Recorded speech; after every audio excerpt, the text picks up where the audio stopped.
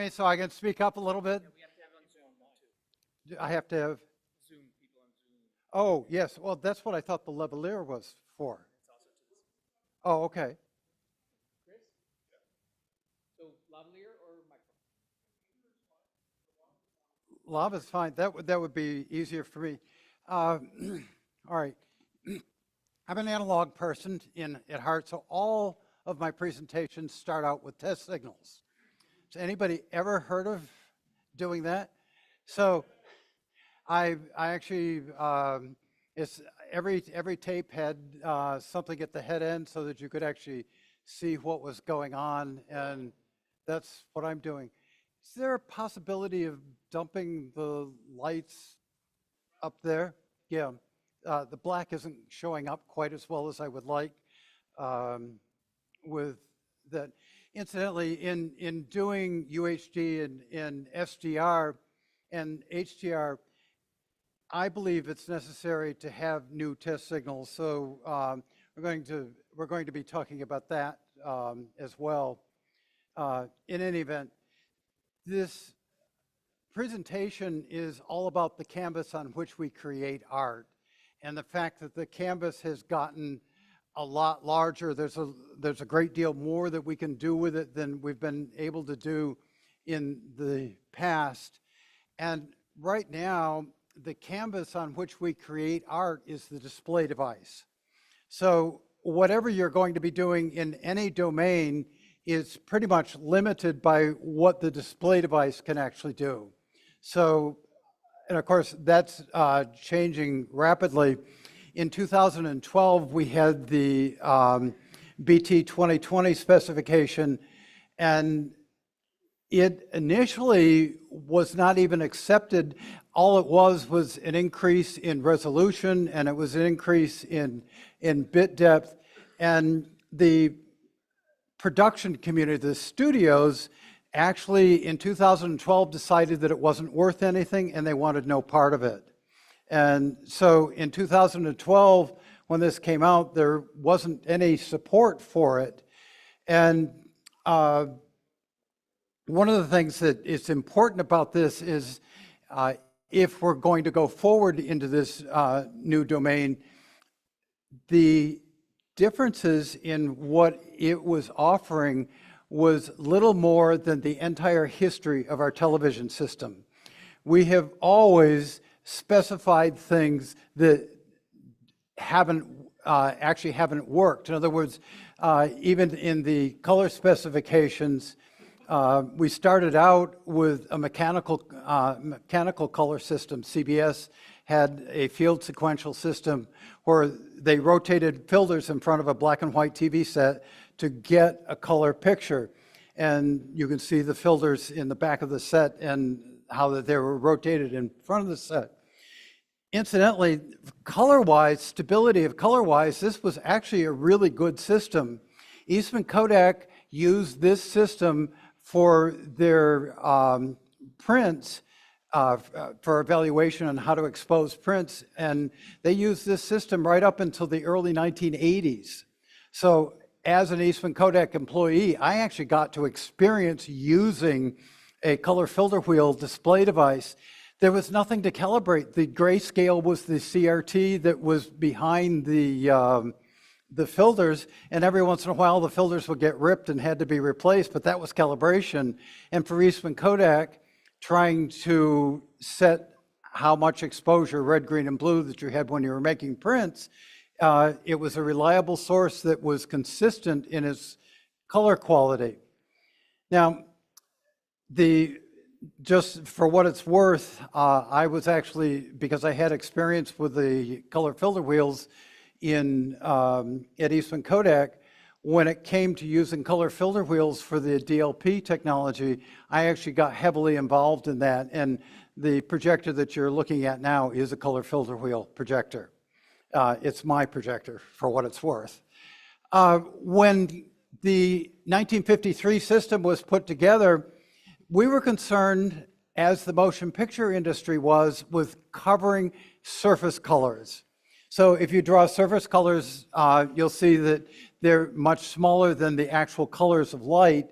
And when we chose the color of red, green, and blue in 1953, we were competing with the color filter wheel system, which already had a color capability of covering most surface colors. So we set a standard around a color system that actually didn't work. And the color system, the red, green, and blue that was chosen in 1953, by the middle of 1954, it was dead. And it's interesting to me, people still refer to NTSC colors as if it was something. I mean, it lasted a half a year. And we still talk about it. Of course, cameras were sort of large at the time. Now, of interest in making our color television system work, NBC was actually providing bowls of fruit in front of a camera as a test signal. So that if you were a network affiliate, before the programs came up, they actually aimed a camera at a bowl of fruit, and this was the original color bars test signal, or the color test signal was a bowl of fruit. And of course, the engineers at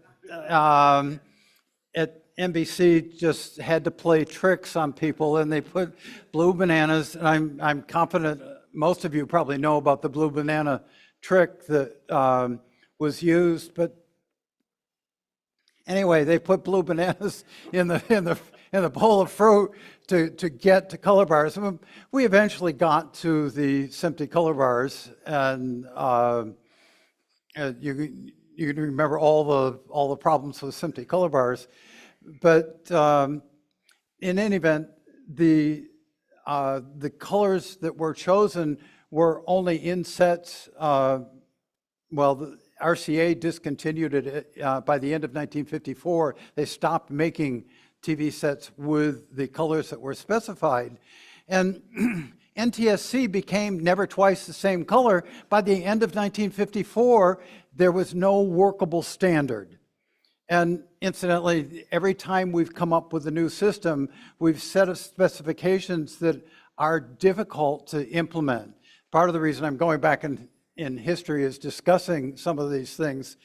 In fixing NTSC, it took us until 1979 before we actually came up with an alternative to the NTSC colors. That was the SMPTE space. We even shifted the color of gray. The original color of gray was the Illuminate C. And in 1964, it was suggested that the D65 system would be better. And by 1967, IRT came out with the optical comparator that was used for setting grayscale. So, you set back, and this is how you did grayscale. There were two levels in it so that you could put a neutral density filter in front of the reference and do the bottom end. We also had problems with setup when we introduced the color subcarrier. The subcarrier went below black and started creating problems with either TV sets or transmitters. And so for a very short period of time, we introduced setup, and by the time it was actually implemented, we had fixed all the problems in the TV set, but setup stayed with the system. In the early 1990s, the Japanese NTSC dropped setup and pulled it back to zero so that we had more dynamic range, because it was no longer a problem and we didn't need it. So there have been times that we've had to play tricks to get around what we originally set in order to make it functional. And even when we went to the digital domain, we were used to being able to do below black to above white. So in creating the 8-bit system, we didn't put black at 0 and we didn't put white at 255. We put black at 16 and white at 235. And we allowed dynamic range above white and dynamic range below black. And I actually, in the presentations I was doing, I used to use super black whenever I needed to make it look as if the TV set, the display device had been shut off. I put super black into it to get it to shut off. But anyway, we changed aspect ratios when we went from standard definition to high definition. And the other thing that we did is when we went from standard definition, we had an ability to encode red, green, and blue to YCRCB. And we changed the equations because we were changing the primary colors and we were changing what we were trying to accomplish. So there was an equation, what we called 601 for standard definition and 709 for high definition. The interesting thing is none of the TV set manufacturers implemented this. We actually started building test signals so that we could find out what was going on. When we went to high definition, incidentally, the 709 color was a compromise between the EBU colors and the NTSC colors. And incidentally, when it came to building high definition TV sets, I was the only one that actually built a high definition TV set that had both the 601, 709 decoder, and it also had the correct color of red, green, and blue. Now, phosphor-wise, green in particular, I couldn't actually get to the HD colorimetry at 60 hertz. It worked at 50 hertz, but it did not work at 60 hertz. So when I built this TV set, we actually had to deposit filter material on the glass before we put the phosphors down, because the only way I could get to the right colors was to filter the phosphors. And so this was the only set, the only CRT-based set that ever came out that actually did high definition colors. And I mean, the Sony didn't do it. Come on. The Sony didn't do it. It was all SMPTE-C. That they never actually made a transition to high definition. So when you got into high definition, you didn't get into high definition colorimetry until we got rid of the CRT. And part of the reason I'm explaining all of this is we're now in the world of HDR, and there's expectations of what it can do, and we're finding ourselves in the same situation that we have been in our entire history, where we've set standards or set the way we want to do things, and it hasn't worked. But again, going back to setting up colors, one of the things when I built my projector, when I built my first projector, I put the colors of red, green, and blue outside of where I wanted to go, and then I matrixed them so that all of my display devices, when I built display devices that went on the market, they could do EBU, they could do SMPTE-C, and they could do HD. They could all my sets did all three sets of colors because we used matrix. But that worked in the color filter wheel. When you were doing color filter wheel, people would perceive the sequential color. They would literally perceive the sequential color. What we found is if we matrix the color, we were always having red, green, and blue, and we actually reduced the visibility of the color filter wheel. And I would challenge you, I don't think any of you are seeing the color filter wheel effect on this screen. And the reason you're not seeing it is because I was smart enough to put the colors outside of where I wanted to go. And by matrixing them, as an example, the green, pulling it, I had to add red and blue to the green in order to pull it to where I wanted it to go. Therefore, all the colors were being used much more often, and we got around the problems of getting color by matrixing. So this was my first set that would actually do all three sets of colors. We had to get away from the CRT. We had to get away from phosphors in order to do it. And this was only a 720p projector, but this was 2004. And this was the first time that we could do all three sets of colors, and we had the decoders so we could decode standard definition or we could decode high definition correctly.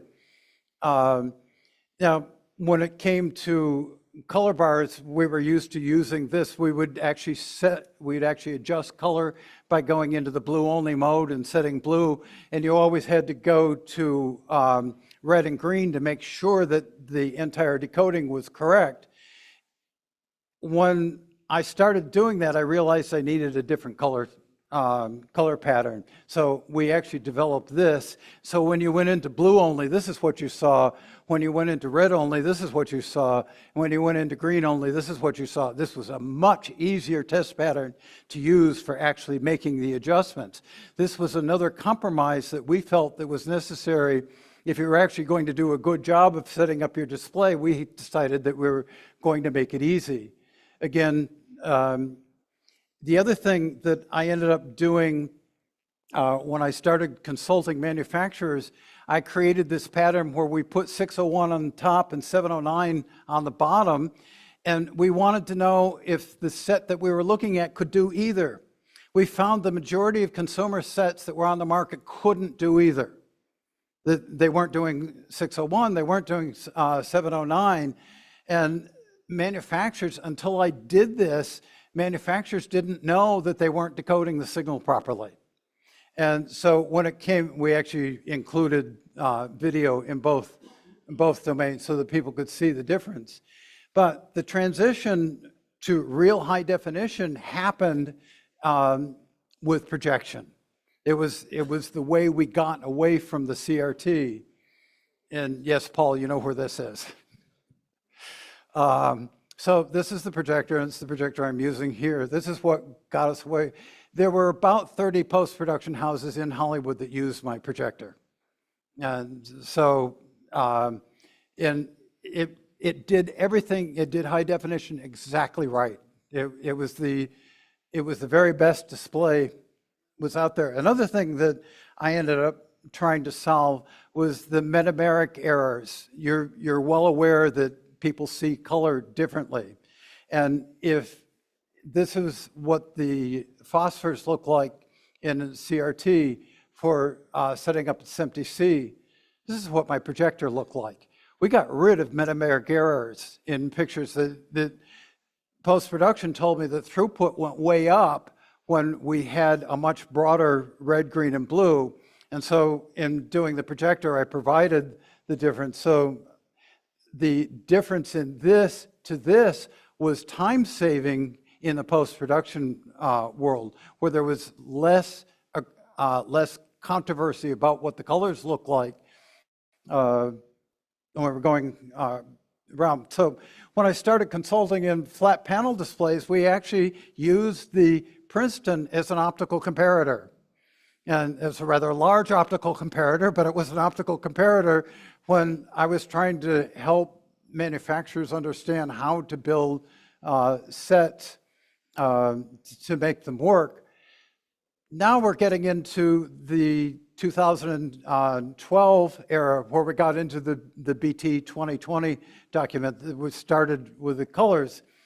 Now, they were once again aiming for a much larger color space so that they could, same situation that we had in 1953, that they were aiming at all the surface colors of being able to reproduce them. So they picked colors that went right out to the outside.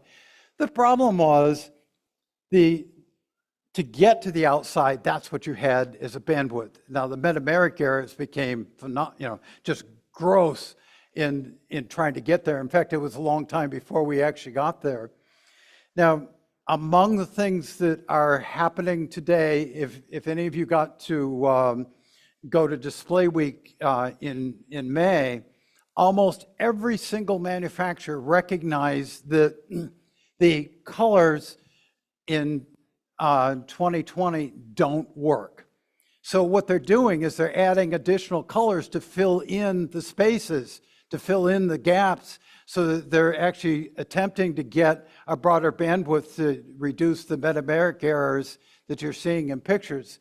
So almost every single display manufacturer that was exhibiting at Display Week in May was showing some version of this, where they were adding colors so that they could fill in the gaps. Still, when you have sticks, if you put a few more sticks in between, it reduces the metameric error. So as much as 2020, as much as you might think that oh my gosh, look at how far out it's gone, it's just the beginning. That this is the solution they're offering. Now, they're advertising they're going to be able to, in the picture, they're going to be able to show colors of light in addition to surface colors. Eastman Kodak would tell you, when they were manufacturing film, Eastman Kodak would tell you that there is no useful information until light hits a surface. Therefore, there is no reason to include anything beyond surface colors. But because we started going out to the color of light, and it's a competition out there, you know, we're doing 100% or we're doing 123%. It's a competition to do more than the specification. Fortunately, doing more than the specification is going to lead us to better pictures. Now, how we're going to matrix that down to 709 or P3, I'm not doing the math. It's somebody else's responsibility. When 2020 came around, there were a couple of things that it did fix. It ended up getting rid of interlace. That was a really important thing.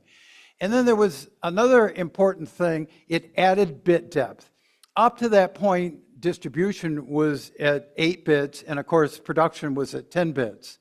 Now, that bit depth became important.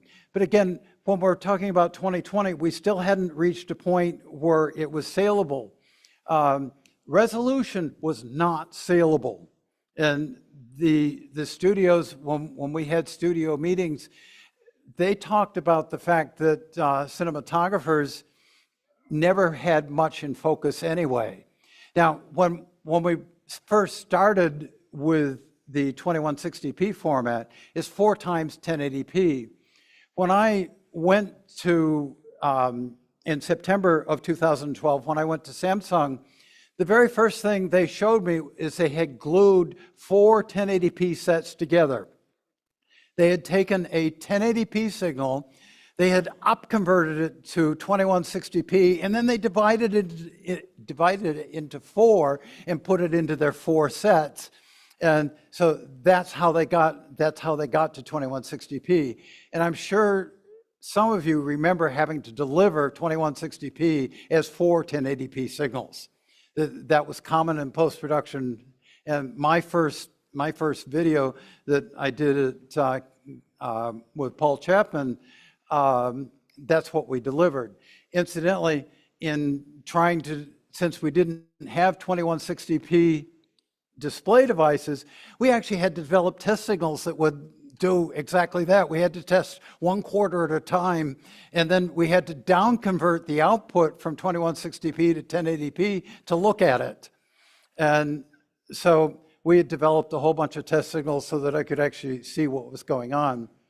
Now, what is most important in my mind about where we've gone into UHD is bit depth and what you can do with bit depth.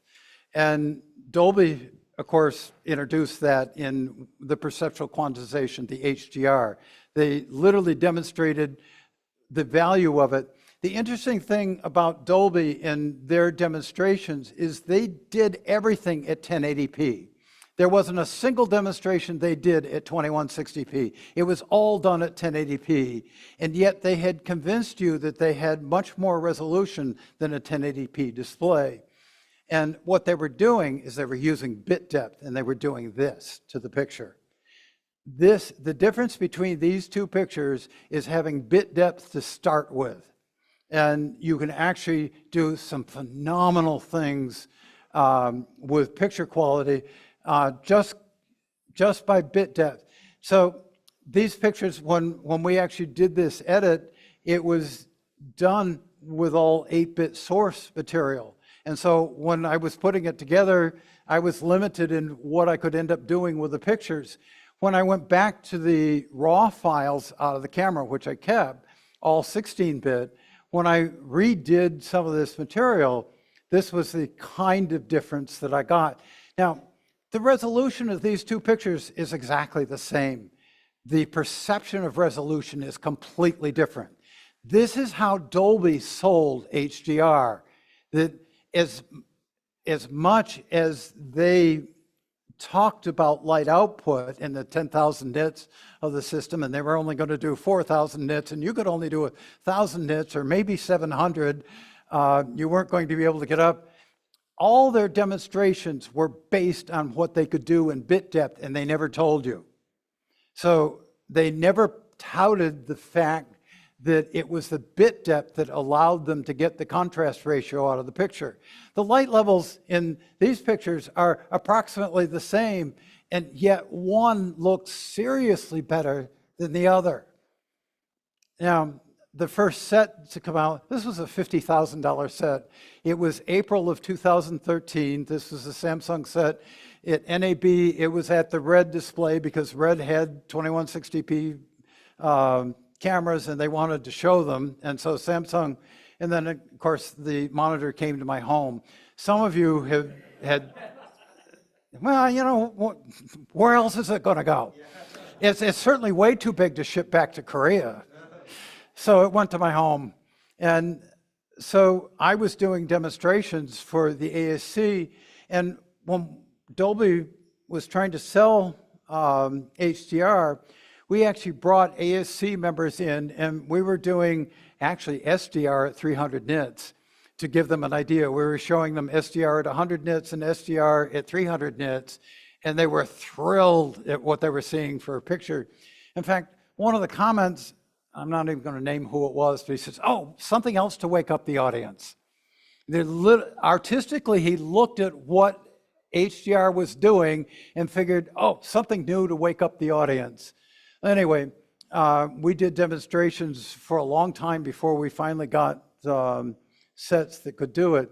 But again, the sets that I had, they could all select what color we were going to work in. They could select black level, because among the things that we were experiencing, and Bill, I ended up, if I remember correctly, when you were providing content to Apple, you had to make sure it was full dynamic range instead of limited dynamic range.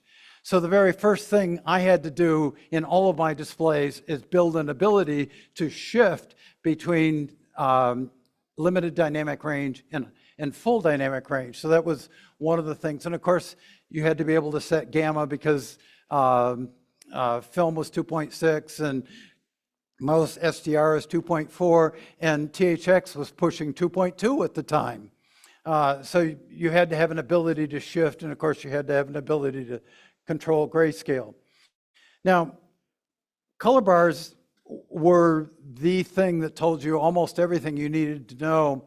When we started going into UHD and HDR, there's a whole bunch of other stuff that you need to know. You need to know what the performance is over the entire dynamic range. You need to know what it's going to look like level-wise in HDR and what it's going to look like in SDR.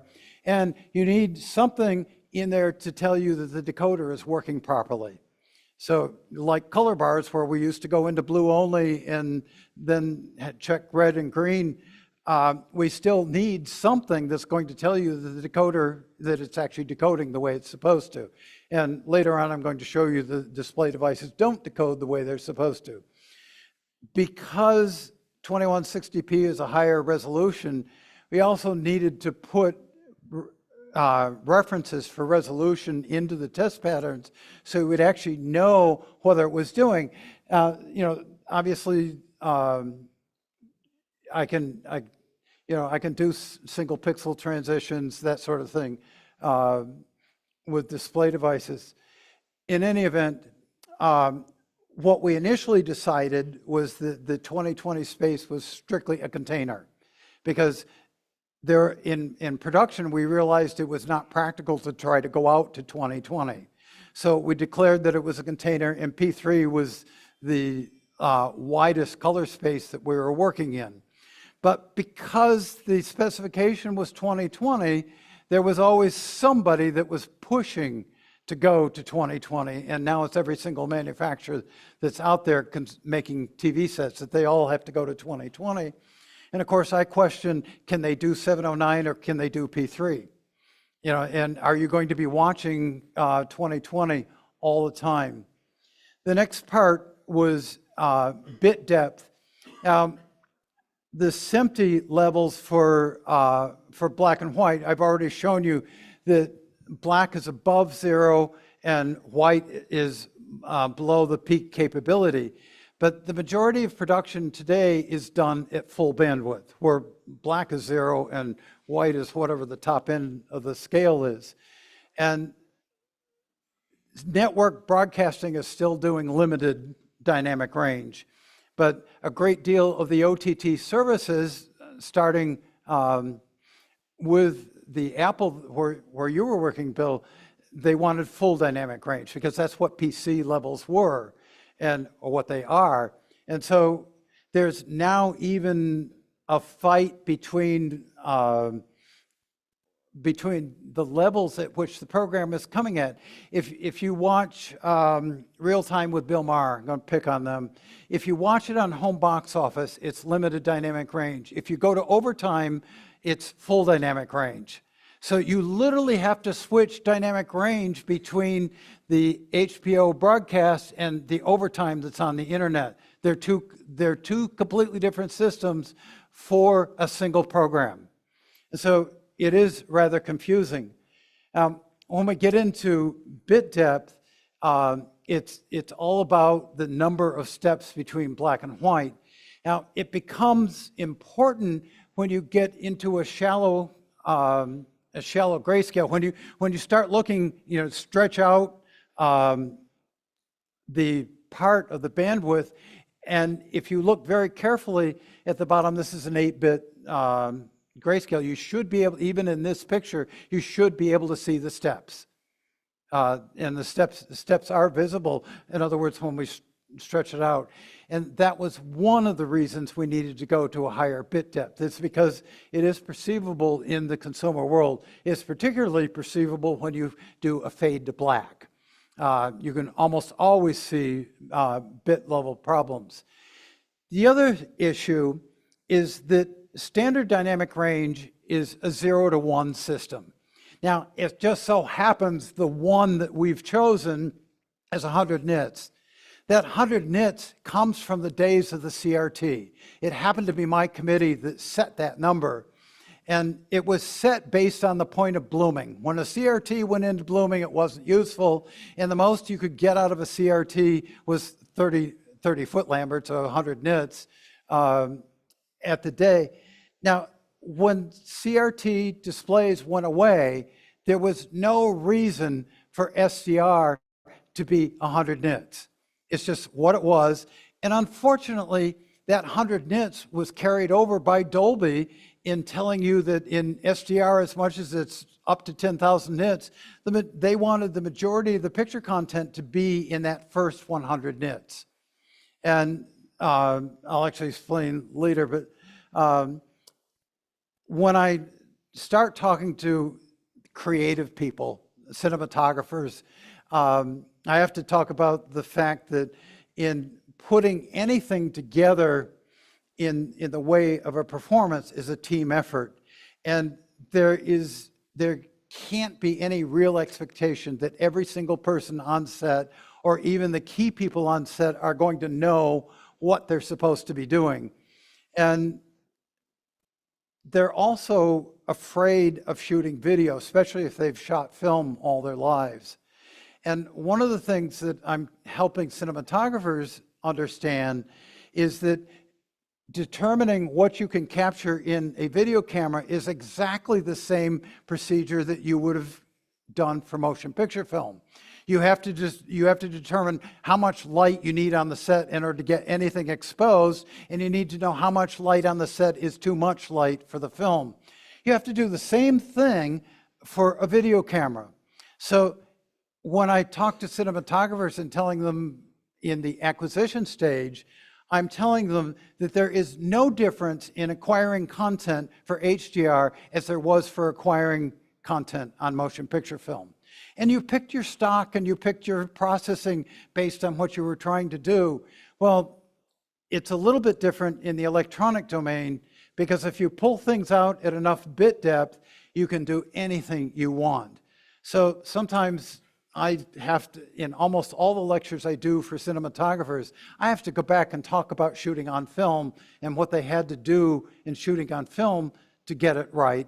And you have to do essentially the exact same thing when you shoot it with an electronic camera. And you have to have help in the electronic domain. You have to have help that knows what they're doing and can tell you, oh yeah, okay, it's doing what you're supposed to do. And of course, each camera is different, and sometimes you have to keep the director busy, keep him out of it, so that the real people that know what they're doing can help you out. Now, back in doing dailies, we shot something on set, and we did what was known as a one light. So something where your film would come in, it would get processed, and it would be transferred. It would be converted to a print that was shown the next day in a theater someplace. But you just did a one light, that as long as there was some reference for what it was supposed to be in the beginning, you just set that reference so it was correct, and then you just ran the entire film. And again, it was shown the next day. There is now a problem with the electronic domain of everybody being able to see what they're doing immediately. And there's now an expectation on set that what they see on set is going to be the final product. And that now is so far, it was always not right, because you could always make shifts in film, how you printed, whatever. You could always make changes.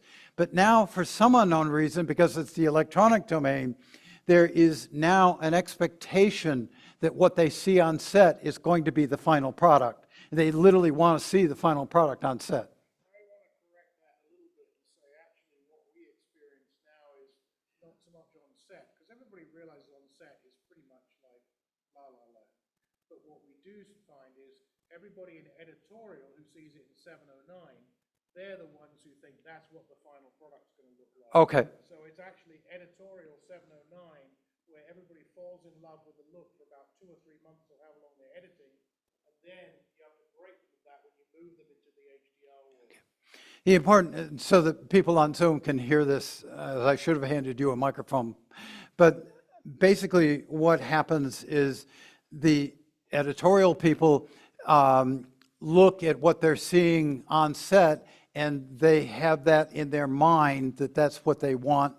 That's the look that they. The editors sit together for months at a time looking at these 709 images that are ungraded essentially, except for one light color for dailies.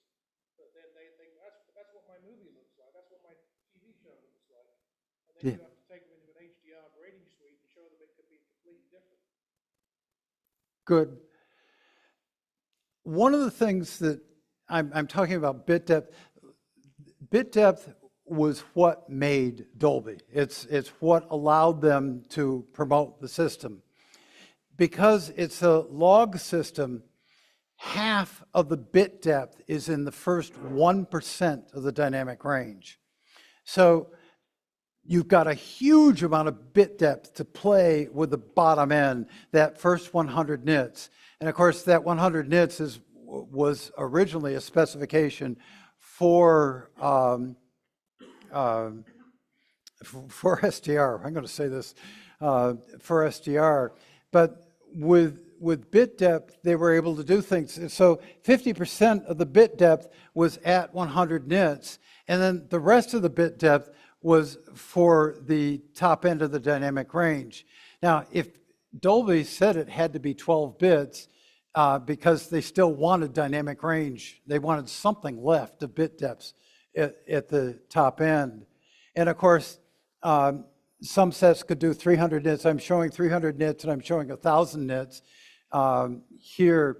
And whatever you were doing, some sets couldn't do the light output that was being promoted. So the important thing in the production side, and this dates back to 2005 when I first got my DSLR camera, that I had to pull out the JPEG out of the camera in order to see what I wanted, see what I had shot. But if I wanted to process afterwards, I had to pull the raw file out. So among the things that has to happen in production now is pulling the raw files out, and you pull a file out that can be put in the monitor that you can look at, but that doesn't tell you what can be done in post-production. It just tells you, okay, it's focused, the scene is set up properly, you've got all the colors in it you want. Incidentally, when I do my own shoots, I usually throw fabrics in addition to the chip chart, so I can see something else that's going on. Something I end up doing in all the work that I am, all of my work is I do lens correction. When I'm doing color correction, if I do lens correction, I flatten out the luminance uniformity over the picture. If you look at the two of these, you can see obviously the wide angle lens has a hot spot in the center. If I'm actually going to do an entire correction, it's easier for me to flatten out the uniformity of the picture before I do any kind of correction. So in the examples I'm showing here, when I'm showing the corrected picture, in a lot of cases, you're actually going to see the geometry, the lens correction involved in it as well. But in talking about what we can capture, the dynamic range of what we can capture is almost always, whether it's film or whether it's video, the dynamic range is almost always larger than what we would normally use. So dynamic range, there are parts of it. So I'm actually going to show you a photograph that I shot, and I want to show you linearly what the dynamic range is. So yes, there's the bright part of the picture. There is an ability to see outside, and almost everything in the dark part of the picture is missing because I'm just looking at the top end. If I look at the middle part of the picture, the top end gets blown out. And if I look at the bottom end, of course, the middle gets blown out as well because the dynamic range is quite a bit larger. Now, if I have enough bit depth, I can color correct that so I can pull everything in the range. So, I'm going from this to that, and so the entire dynamic range can be put anywhere you want. The most important thing about acquisition to final product is bit depth. As long as you have bit depth in the source, you can put light any place you want it. It used to be you shot film and the negative had more dynamic range than the print. And so cinematographers were used to a reduction in dynamic range. Well, now I'm telling you, as long as you shoot with bit depth, you can manipulate it, you can put light any place you want. So if I look at a particular picture, if I look at the middle of the dynamic range, it sort of looks like that. And of course, if I look at a histogram, the histogram says, well, the top end is blown out. Well, I actually know enough about my camera to know that it has enough dynamic range, so it's not lost. So same thing you just saw in the other picture. Everything is there, and because I have bit depth, I can put that light any place I want it. If I want it to be high dynamic range, I can put it up in level. And of course, we go to 178 picture. Here's a slide. When I lived in Germany, I used to send slides back home, and in 1969, I bought a slide in Munich to put as the first slide. Well, it's sort of faded. And what's missing is the green. But when I looked at the histogram, the green was there. It was only about 10%. But I could bring it up to completely restore the picture. And of course, because I had bit depth, I could even increase the apparent resolution of the picture. So here's another picture. This is, if I look at the histogram, come on. If I look at the histogram, there's nothing above 10% in this picture. If I try to pull it up at 8 bits, guess what happens? You can literally see the bits in the histogram. You can literally see the separation of the bits in the histogram. So if I try to pull it up at 16 bits, this is what I get. So if I start with a 16-bit picture, this is the kind of manipulation I can get from a picture that's essentially not visible to anything I want. I can put light anywhere I want it. And that's, of course, processing is much more than 16 bits, but if I source is 16 bits, I can do anything I want. Now, sometimes in video that you see at home, you see a lack of bit depth, and you'll see things like this in the picture, and especially when there's a fade to black. You see stepping in the picture, and that's a lack of bit depth. That's what's causing it. Again, chromatic error correction, I really like that. Here's another case where it's similar to the motorcycle picture where, well, when you look at it linearly, it doesn't look like anything. But boy, when you start playing, we have bit depth. There is a huge amount of things that you can do with it. So this is pulling it up at 8-bit. This is pulling it up at 16. And of course, there's lens correction between these two. But you should be able to see the stepping in the 8-bit, and of course, it goes away at 16-bit. So there's just a huge amount of things. When we talk about HDR and what it's capable of, again, bit depth is the most important thing. And of course, you shoot something that appears to be overexposed, but it isn't. All the details there in the picture. And then you get into, this is the following examples are really where Dolby scored heavily in their demonstrations, that they were doing 1080p displays, and if this was an 8-bit file and I was color correcting, and that's actually what you're seeing is the color correction that I did as an 8-bit file versus the color correction I did as a 16-bit file. And this was the trick that Dolby played on you.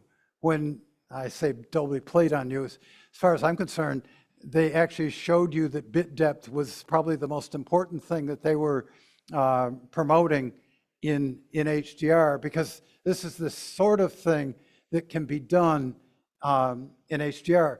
Again, single resolution, but you look at the pictures and you believe the pictures are much higher in resolution, because I've got the bit depth to get the contrast in the picture that gives you the impression there's much more resolution in this picture. So a lot of what I'm seeing in HDR isn't about light output, it's about the use of bit depth and actually getting apparent resolution in the picture. Now, we go to something like this. This hotel was built in the 1100s. It's one of my favorite hotels in Europe when I stay. And they light the interior with candlelight, the color temperature of candlelight. And so artistically, if you were looking at this and trying to decide, this was sort of what it would look like if I was processing in 8-bit. Processing at 16-bit, I can now isolate the bottom end of the light spectrum, and I can do all sorts of things in the bottom end of the spectrum. But if we go back and forth, if you look at the outside, I've even improved the outside. So even at the high end, I now have an ability to show the detail in the high end more than I had in the 8-bit system. Hopefully you can see that the outside actually has been improved. I can, more pictures, this is just what can be done with bit depth. This is a huge difference in where this picture is going. But with bit depth, I'm not losing anything.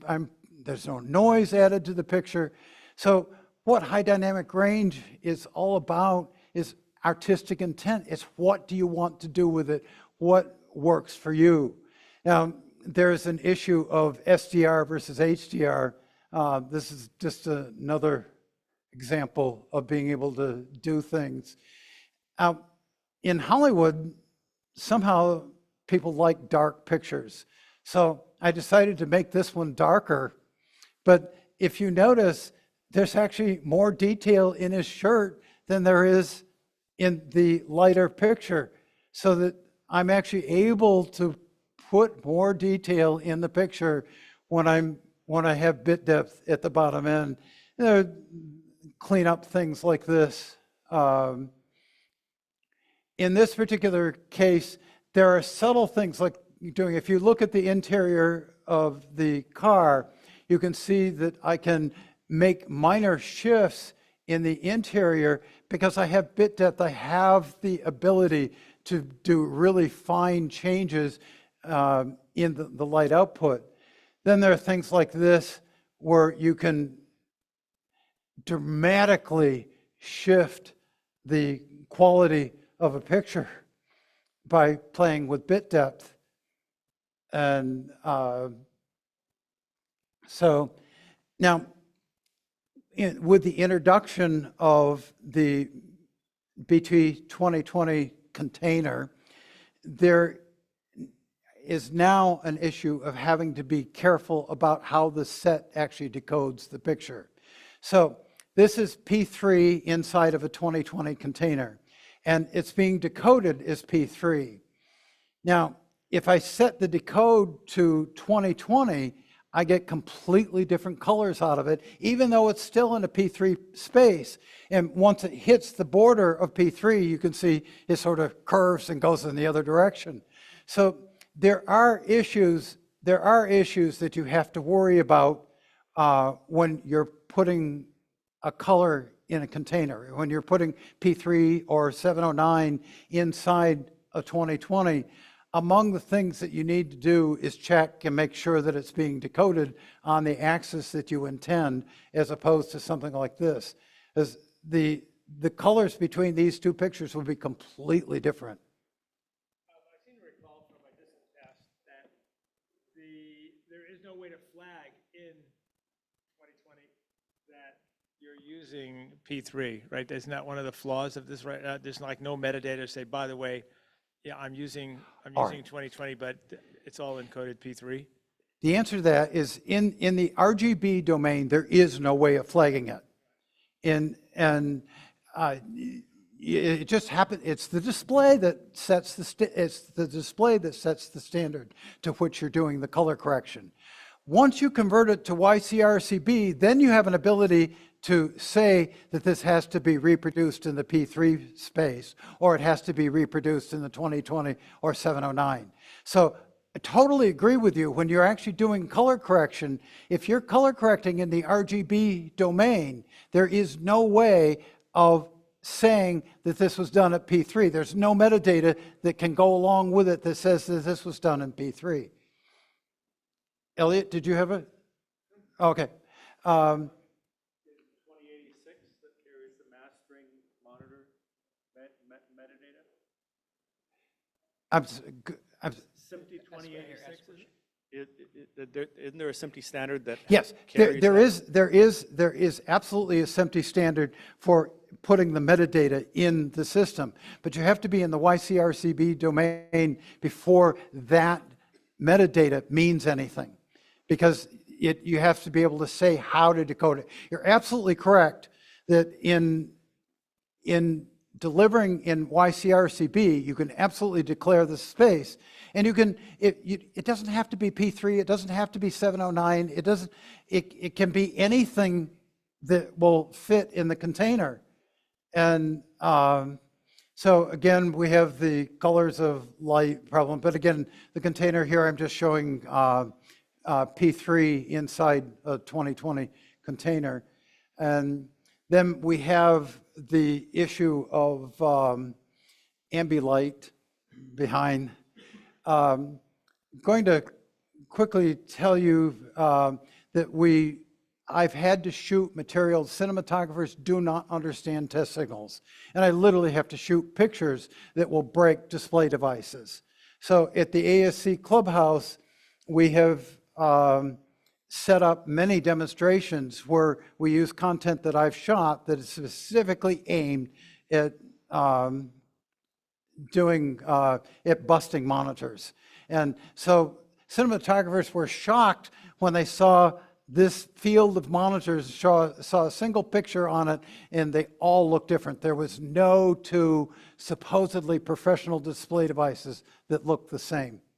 So that's the kind of thing. I'm going to ask the question, do I have time to run the video, or should I let it go? We're after 9. Yep. Run the video. Let's do it. All right.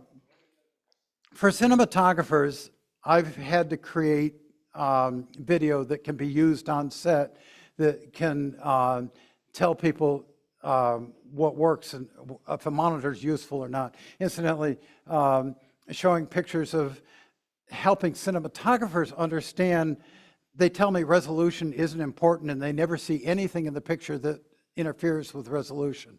Well, I fixed that in my content. I shot high resolution stuff that does bust monitors. But I actually have to show them pictures that sometimes they accidentally shoot test patterns. If you don't recognize this, it's a test pattern. That sometimes they shoot test patterns and they put those test patterns in focus. So, and sometimes they don't. So what I've done is I've put together a video that helps them understand what happens in display devices. Now, I opened this with test signals, and if you notice, I've got really good resolution that I've got an ability to reproduce resolution with this display. But I put test signals in at the head end so I would know what the display was doing. And then it makes it easier for me by the time I get to content, it makes it easier for me to explain what's happening in the picture. When I see artifacts happening in the picture, it makes it a lot easier for me to see what's going on. And so anyway, and my color bar pattern, because I prefer this to color bars when we're actually trying to see what the decoder is doing. And the visuals open with my bowl of fruit because it's my ode to the history of using a bowl of fruit as your color test pattern. So there's my color test pattern for the visually associated, for people who are visually associated. And we tried hard, Dave Stump shot this for me, and we tried hard to make this look cinematic in the sense that the depth of field is narrow in a lot of the shots.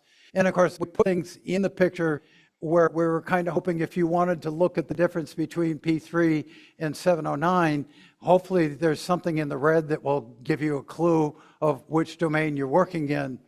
And so we tried with color, a whole bunch of things in trying to create pictures. We also did flashes because we wanted to know what would happen to the set as you went up in the HDR levels. Now, there's a whole bunch of noise in the island there. It shows up on most displays. When you've got a decent display, it doesn't show up. But if you put this on most consumer TV sets, you'll find a huge amount of noise in there. And we left the noise in deliberately so we could test what displays were doing with noise. Now, the difference between the camera was the Venice 1, it's a 6K camera, and we up-converted it to 8K.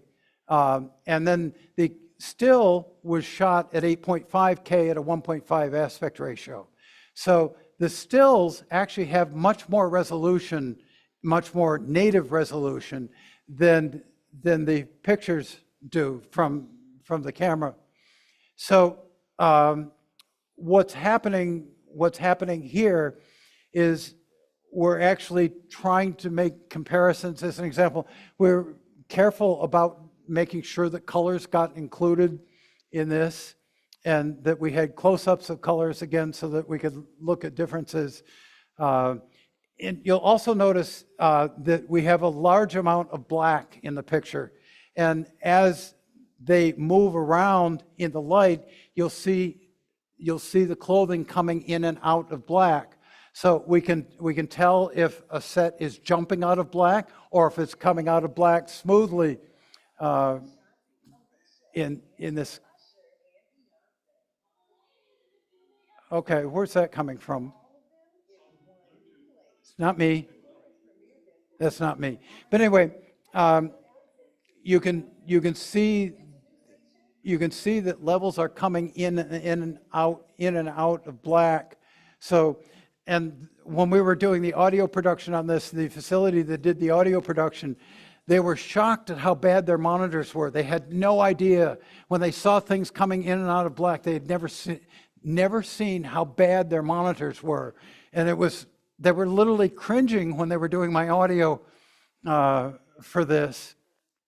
And again, these pictures were shot at about 8.5K, and so the stills in this, the comparisons between the camera and the stills should look different in the resolution. Again, these were stills and panning and scanning them, and we did the horizontal lines in the bridge, the movement in that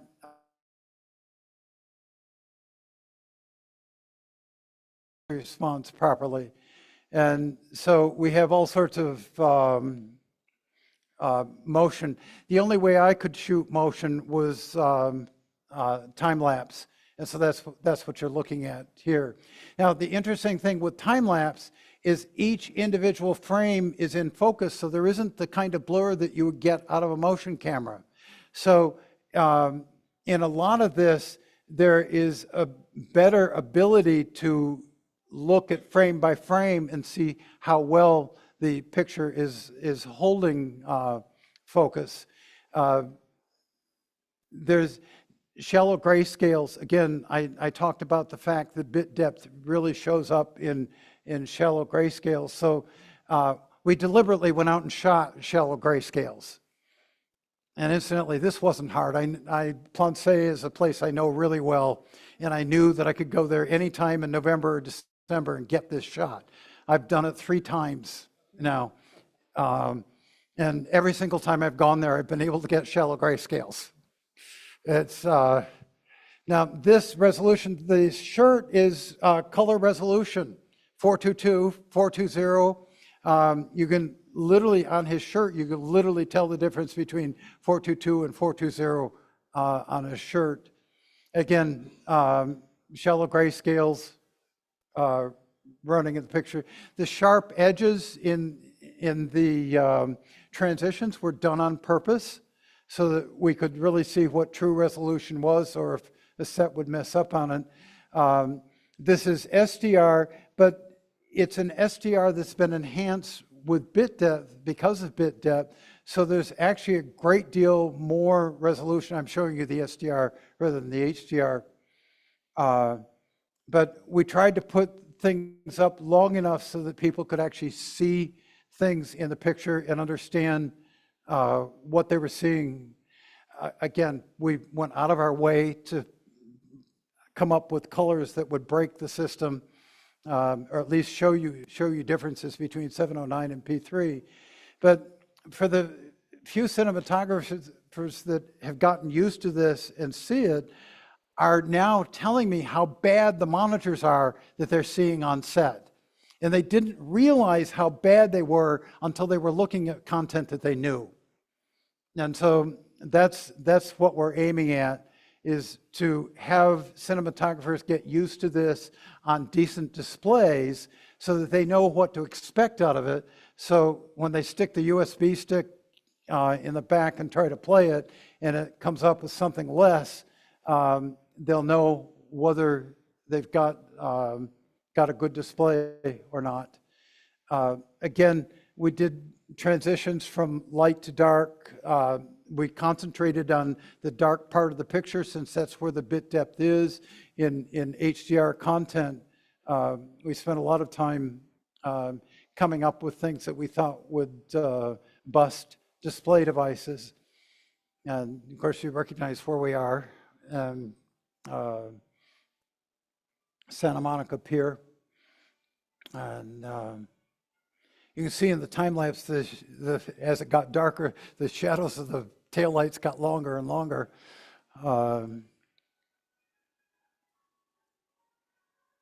Anyway, we get into sunset. This is at the Zugspitze in Germany.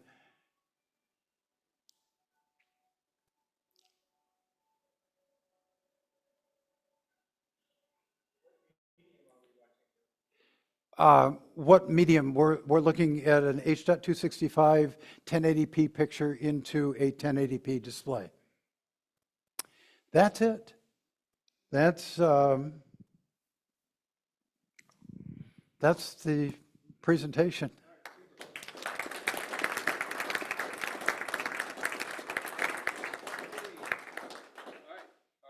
There we go. Any questions that we want to talk about for HDR? For Joe, any questions? So HDR in as I mentioned before we started talking about it is a more in-depth and sharper image. That is where a lot of the media and TV is going. So thank you, Joe, again, and appreciate your time. Thank you. Thank you for the time.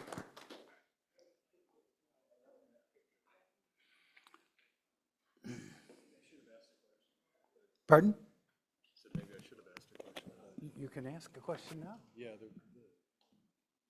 the ability to drive it past 100 nits, you touched on that. How important is that towards, in your view, is it in the viewing experience? It's irrelevant from beginning to end. In my opinion, because no one watches SDR at 100 nits. 100 nits is a holdover from the CRT days. It should have gone away when the CRT went away.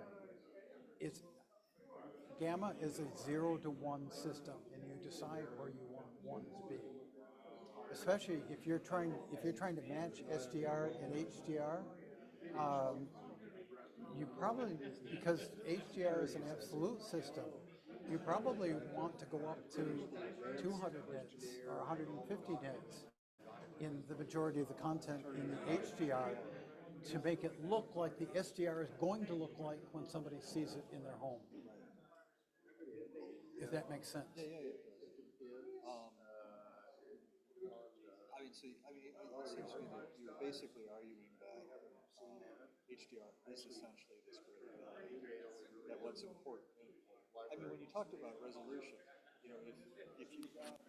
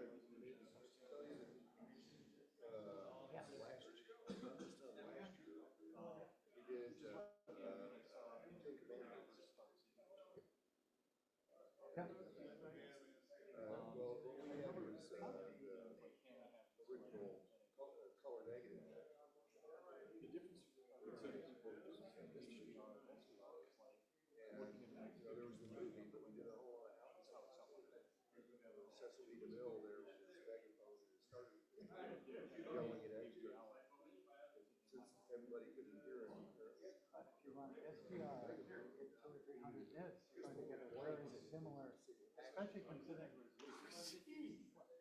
it doesn't matter what the resolution is. As long as the bit depth is there, if you start looking, this is a whole new SDR. If you look at those pictures, the upgrade is a whole new SDR. Yes. It's an SDR nobody's ever seen before. If you have beta. Joe, I gotta run. I'm in the middle of a Disney security assessment. Turn in tomorrow. Great to see you. I'll be typing all Great, night. great to see you. But I'll be in touch. Okay, thank you. Can I ask you? Yes, I'm going to hand the microphone. I'm going to start there. I'm going to start by handing the microphone. That's fine, thank you very much.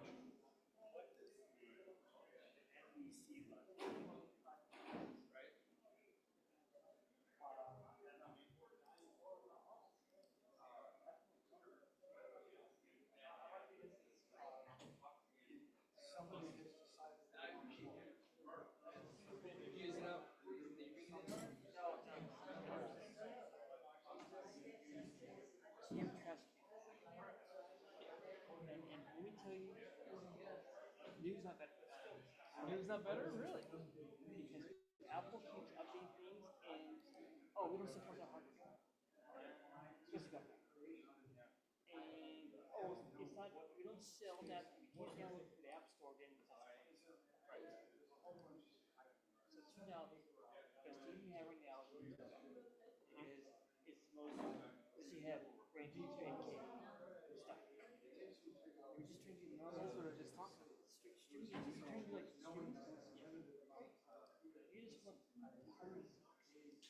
How does it work?